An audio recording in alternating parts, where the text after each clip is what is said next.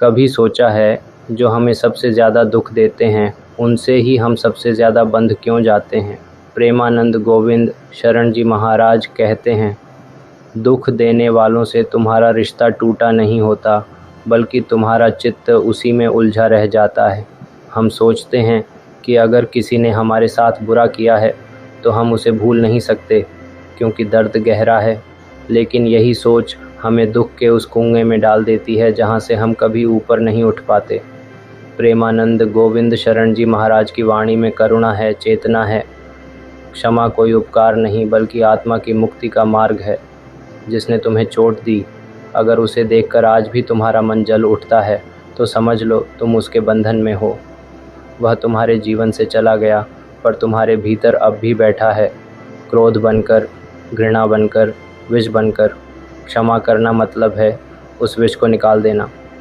प्रेमानंद गोविंद शरण जी महाराज कहते हैं, यदि तुम माफ़ नहीं करोगे तो वह व्यक्ति बार बार तुम्हें भीतर से खाएगा, भले ही वह सामने न हो।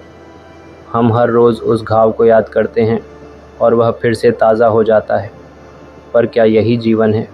क्या आत्मा को इसी घृणा में बांध कर रखना उस परमात्मा की कृपा का अपमान नहीं? माफ़ करना आसान नहीं है, लेकिन यही कठिनाई तुम्हें प्रभु के और निकट लाती है।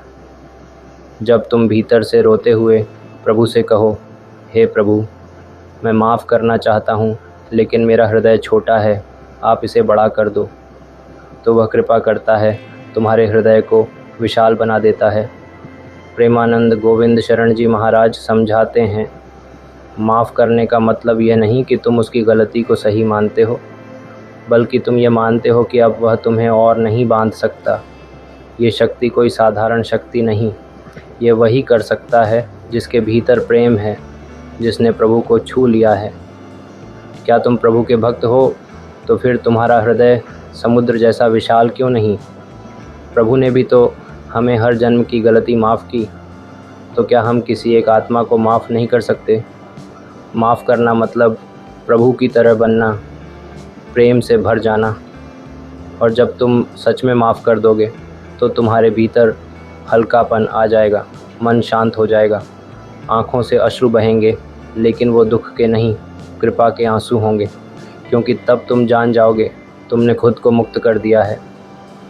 माफ़ करना कोई शब्द नहीं, यह तो तपस्या है, आत्मा की अग्नि में जलने के बाद मिलने वाली शांति। प्रेमानंद गोविंद शरण जी महाराज कहते हैं, यदि कोई तुम्हें बार बार दुख देता है तो समझो वह तुम्हारी परीक्षा है।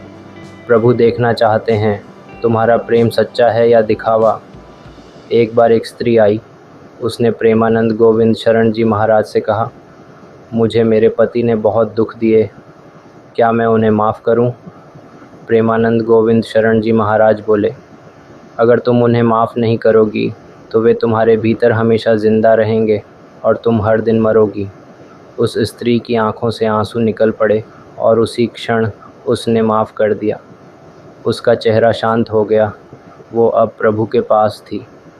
आज एक संकल्प लें, जिसने भी आपको दुख दिया हो उसे मन ही मन कहें, मैं तुम्हें माफ़ करता हूँ, ताकि मैं खुद आज़ाद हो सकूँ।